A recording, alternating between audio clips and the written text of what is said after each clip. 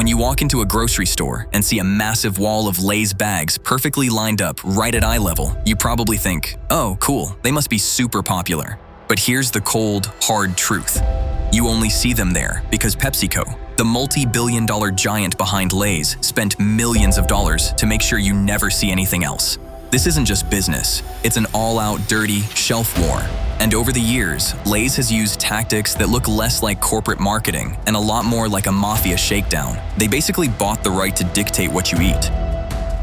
How does a product even end up on a store shelf in the first place? Small, indie brands always think, hey, we'll make this amazing, organic, delicious chip, and people will buy it. Yeah, right.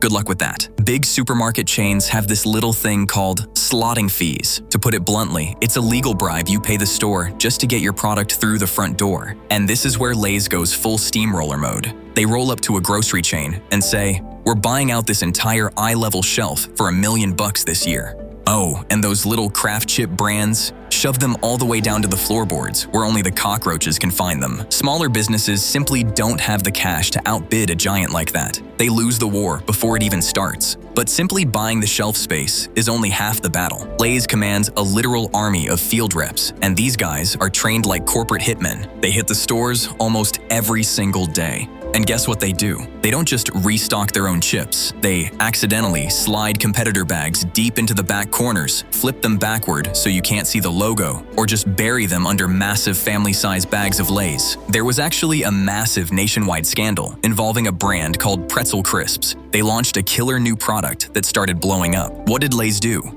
They rushed out a copycat version, cloned the product, and used their massive bankroll to flood every single store shelf with it, completely choking out the original brand's access to customers. They literally suffocated the competition. If a brand somehow manages to break through the shelf barrier anyway, maybe because they went viral on TikTok, Lay's instantly triggers Plan B, total media domination. They sign exclusive mega-million-dollar deals with the biggest athletes, musicians, and influencers on the planet. And those contracts have a strict rule. You cannot be seen in public holding any other bag of chips, period. Even wilder, they just buy out the competition. If PepsiCo notices a trendy, baked, healthy chip brand starting to eat into their market share, they just show up with a truckload of cash, buy the whole company, and then, very often, they either kill it entirely or cheapen the recipe so it stops messing with their main cash cow. So, is Lay's the ultimate evil villain here? Absolutely not. This is just the brutal reality of big box capitalism. It's exactly how every single corporate giant plays the game. Coca-Cola has been doing this to smaller soda brands for decades. Unilever does it with soap,